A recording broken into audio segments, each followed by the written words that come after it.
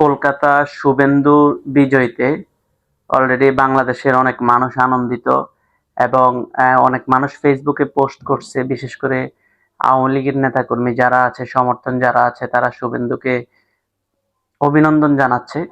পাশাপাশি বাংলাদেশের অনেক মানুষেরই মমতা বন্দ্যোপাধ্যায়ের প্রতি এক ধরনের ক্ষোভ বিরাজ করছে। ক্ষোভটা বিরাজ করছে এই জন্য যে দীর্ঘদিন যাবৎ যে তিস্তা ব্যারেজ, যেটা বাংলাদেশের একটা স্বপ্ন, সেই প্রকল্পটা আসলেই এই মমতা ব্যানার্জির জন্য করতে পারেনি। তো সেই কারণেও আজকে বাংলাদেশের অনেক জনগণ মোটামুটি খুশি হয়েছে। তো অনেকে আবার শুভেন্দুকে মেনে নিতে পারে না। বিশেষ করে যেহেতু শুভেন্দু 5 তারিখের পরে, 5ই আগস্টের পরে শেখ হাসিনাকে নিয়ে কথা বলেছে যে শেখ হাসিনা আবার বাংলাদেশে যাবে, এয়ারপোর্টে যাবে, এই ধরনের কথাবার্তা বলার কারণে আবার আওয়ামী বিরোধী যারা আছে তারা আবার শুভেন্দুকে পছন্দ করে না।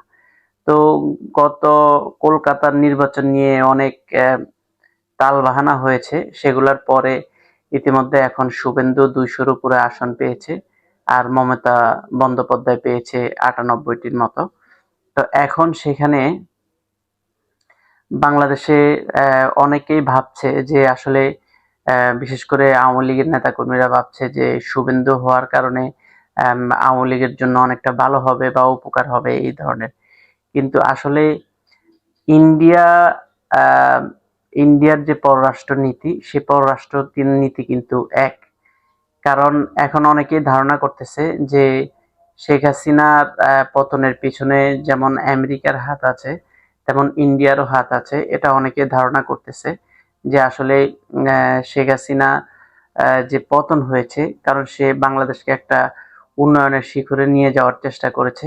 তো এটা আশপাশের বহির্বিশ্বের হয়তো এটা পছন্দ না, সেই দিক থেকে হয়তো শেখ হাসিনার পতনের পিছনে তারাও সহযোগিতা করছে, এটা বর্তমানে অনেকে ধারণা করছে। যদিও এটা কতটুকু সঠিক তার সত্যতা এখনো পাওয়া যায়নি।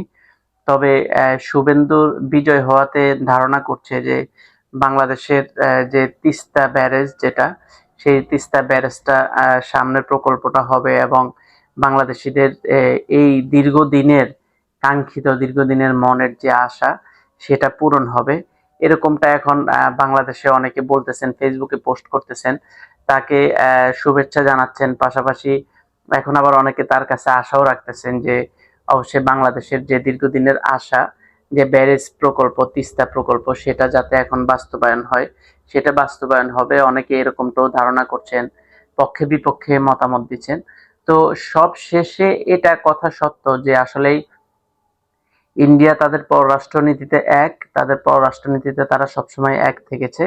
তো এখন পরবর্তীতে কি হয় সেটা আসলে সময় বলে দিবে। তো এখন সোশ্যাল মিডিয়ায় পুরো সয়লাব শুভেন্দুকে শুভেচ্ছা জানানোর জন্য বাংলাদেশের অনেক জনগণের পক্ষ থেকে।